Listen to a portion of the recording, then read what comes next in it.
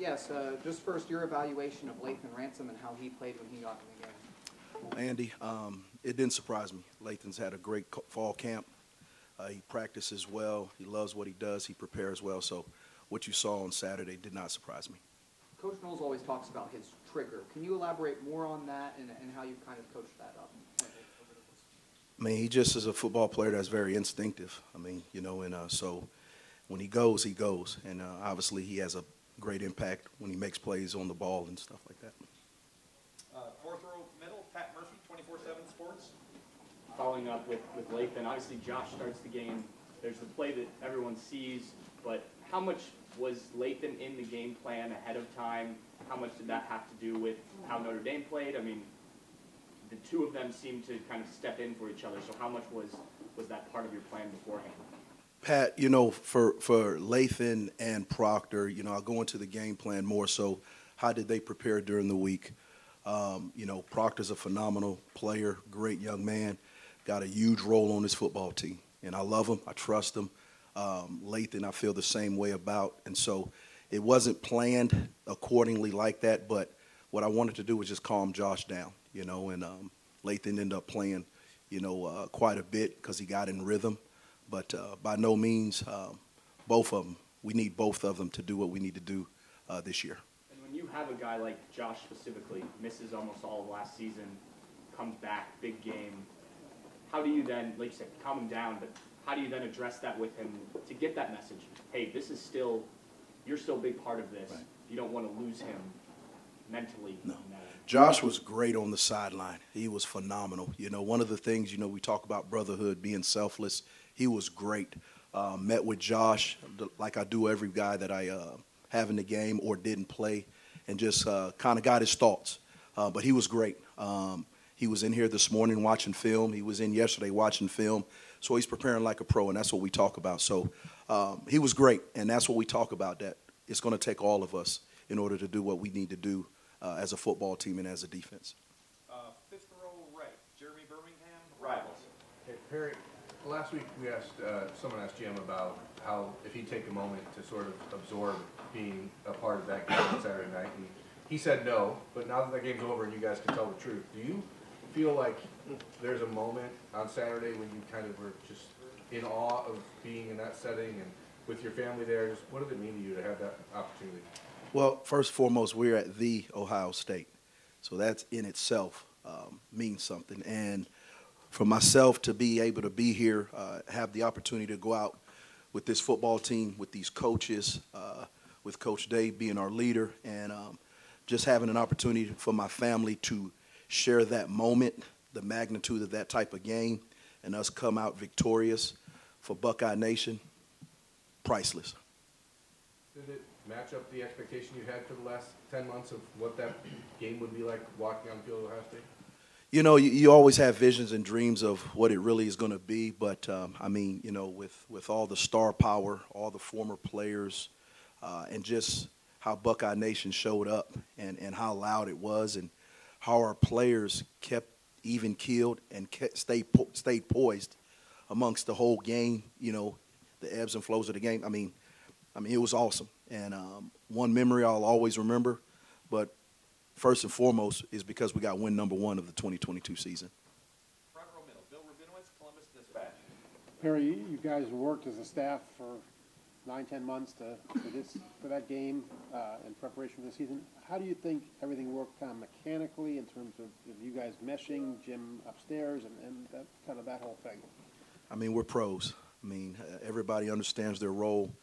Everybody's got one goal in mind, and it's for us to be the very best every day, you know. And if we put good days on top of good days and put our guys in the very best positions so they can maximize their God-given ability, we feel like Saturdays are going to be good for the Buckeyes. And so it was great. You know, the flow of the game was great. You know, our guys stayed locked in and poised. You know, obviously we hit adversity right off the back, first play, and our guys never flinched. And, you know, you always want to see that at some point in time. You don't know when that's going to come. And it happened right off the back, and our guys just stayed locked in, coaches included. And so very, very proud of that. And one more about Josh. I mean, he came back from a terrible injury. First play, misses a tackle, and then after that series doesn't play again, I don't believe. You said he handled it well, but, you know, were you concerned, like, okay, I gotta really make sure he's okay? No, I mean, I approach it just like I would after any game, whether he played 50 snaps or 2 snaps. You know, I meet with each one of them individually, you know, because what I want to do is that was our first time under the lights together. You know, we spent a lot of time in the off season, spring ball, and camp, but I wanted to make sure that I did everything I needed to do as their coach to prepare them on and off the field so they can be their very best for their teammates and for this football team. So, no, he was fine. You know, Josh, like I said, talked to him Sunday.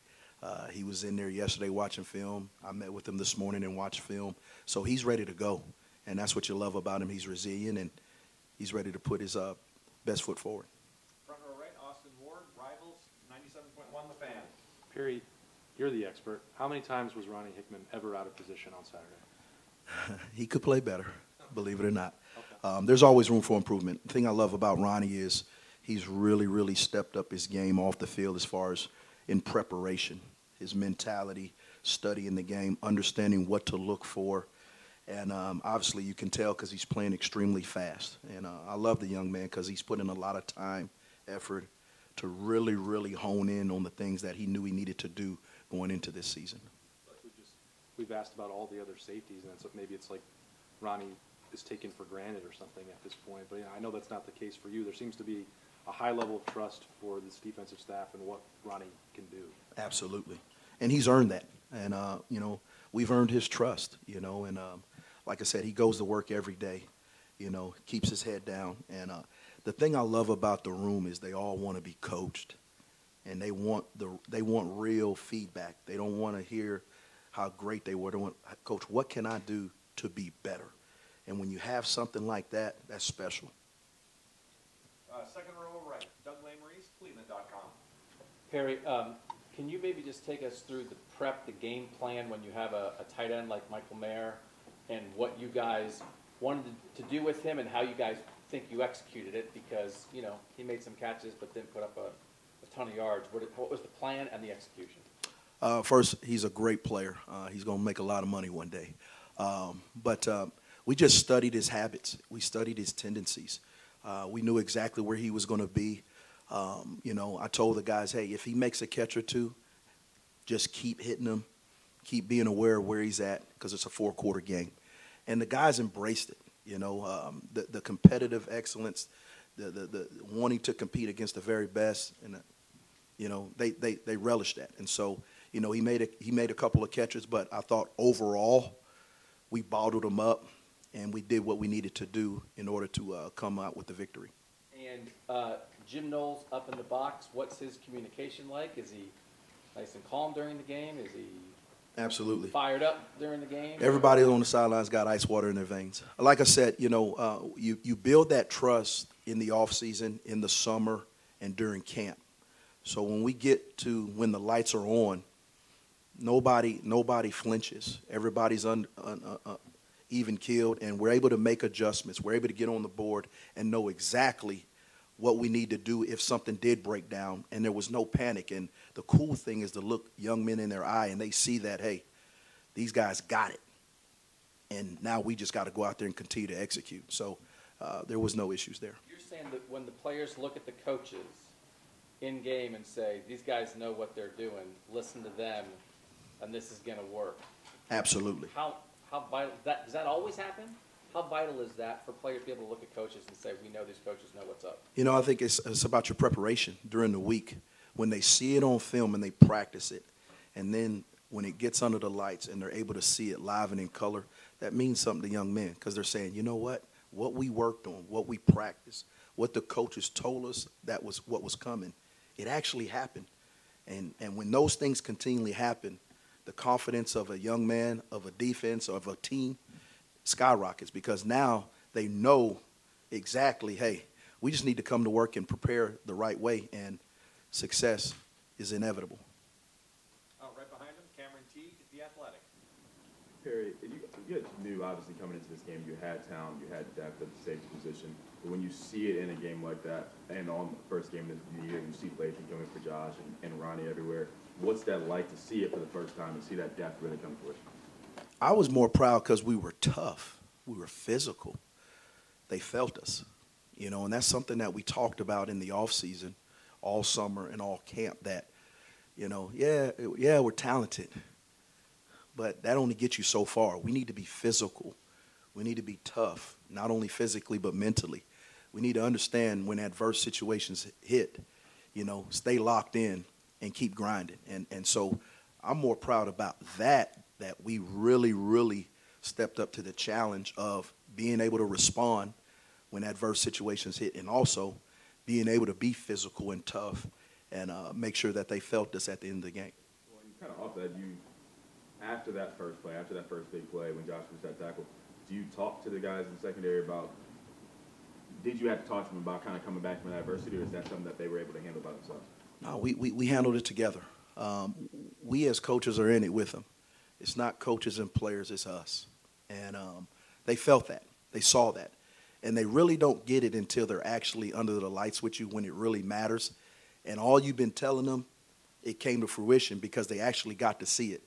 So being able to do that now, it just brings us that much closer. Third row left, Bill Landis, The Athletic.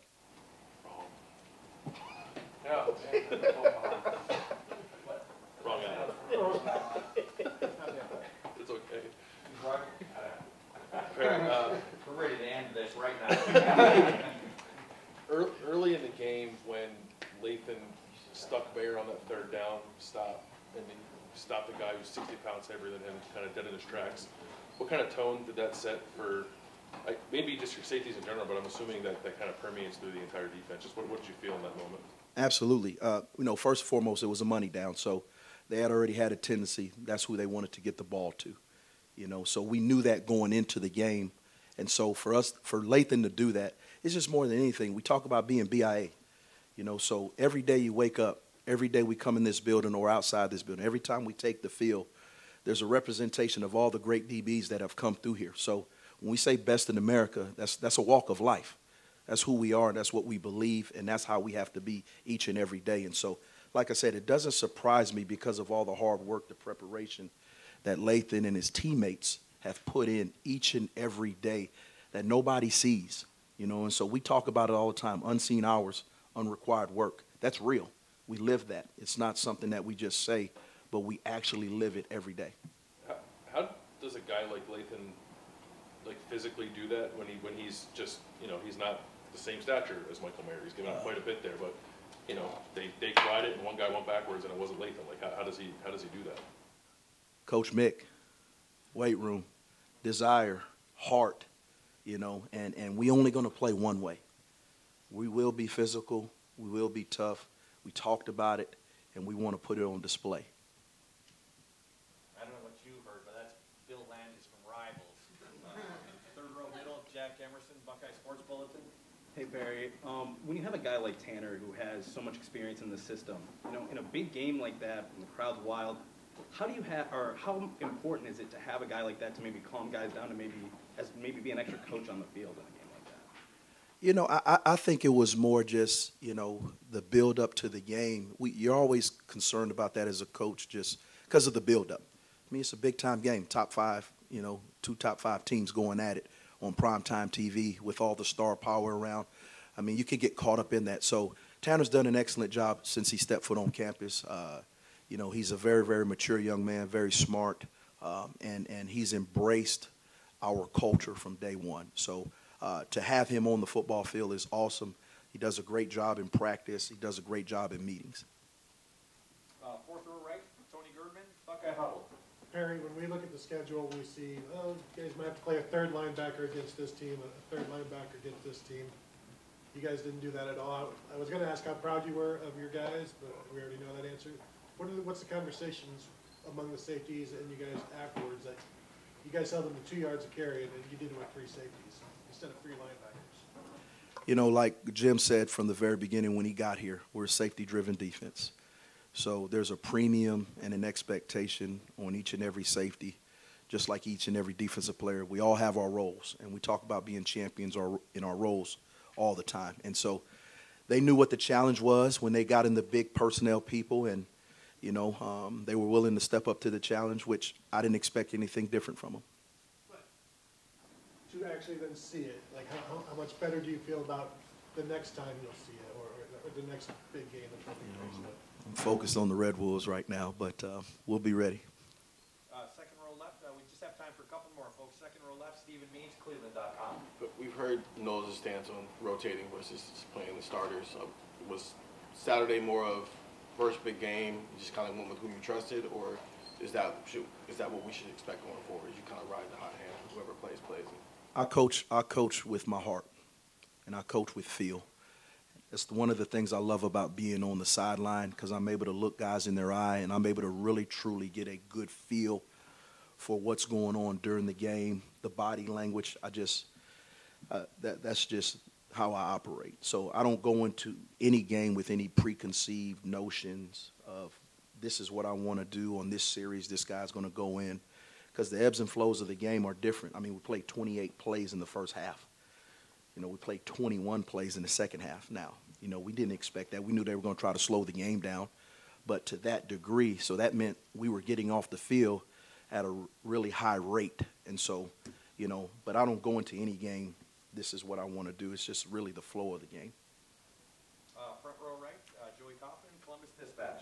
Perry, just to follow up on Tanner, people have talked about him and his knowledge of the scheme being helpful, but as a player and manning that slot corner, what did you see from him Saturday? How would you just evaluate him as kind of like the role he has in that slot? He did what was expected of him. You know, he didn't get a ton of action at him. You know, there was a couple of plays that he knows he's got to play better, whether it be a technique or a fundamental issue. But overall, he played well enough for us to do what we needed to do to win. And right next door, we'll wrap it up with Tim May, Letterman Row. Thank you. Did that match at all, that atmosphere match at all, that first game in Lumberjack Stadium? Negative. Okay. I was going to say, Nacogdoches says it's No, unreal. come a long ways. Yeah. Come a long ways. When did you know in spring or even preseason camp that Lathan Ransom, what was that moment? I would think there's got to be a practice or maybe a series of practices where you could count on him. You understand what I'm saying? That he was back. I mean, from a compound fractured leg or whatever he suffered in the Rose Bowl. When was that moment? Well, obviously, you know, Lathan didn't have any spring ball, and I knew that moment in the summer. So there were times when I would come into the indoor, and Lathan would be out here in the indoor by himself, working out, nobody around, doing drills, and I would just watch, you know, from afar. And, you know, I was impressed, you know, because he didn't have to do that. So that let me know right there he had a desire. He was intrinsically motivated. And then once we got to camp, each and every day he just worked. He's a great young man, just like the rest of his teammates are, you know, and he just works, you know, and very, very coachable. He puts in the time and effort. I think one of the biggest things for Lathan and his brothers in that room is they're loving learning about ball. They're loving it. And it's something cool to know that young men, each and every day they come into that meeting room, they're learning ball, and they're able to play fast. And so it doesn't surprise me what he did on Saturday, because I've been seeing it in camp. But more importantly, it started when he was able to finally run. He was able to finally jog. And those things pay off. From a safeties coach's perspective, looking at the Red Wolves, as you pointed out, what stands out about their offense? Obviously, they've juiced it up. They've got a running back that used to be here a long time ago, was dismissed from here, but Seams is in there, and then Blackman started, you know, a couple of seasons for Florida State and stuff. What do you see when you look at them? They're a good football team. They really are. You know, they're a tempo offense. You know, they go as the quarterback goes. I mean, he's a big target back there. He stands tall in the pocket. They got really good skill around him, several transfers, you know, and so we got our work cut out. But, you know, that's why you play the game, and that's why you compete. Thank you, man. Great. Coach, thank you very much.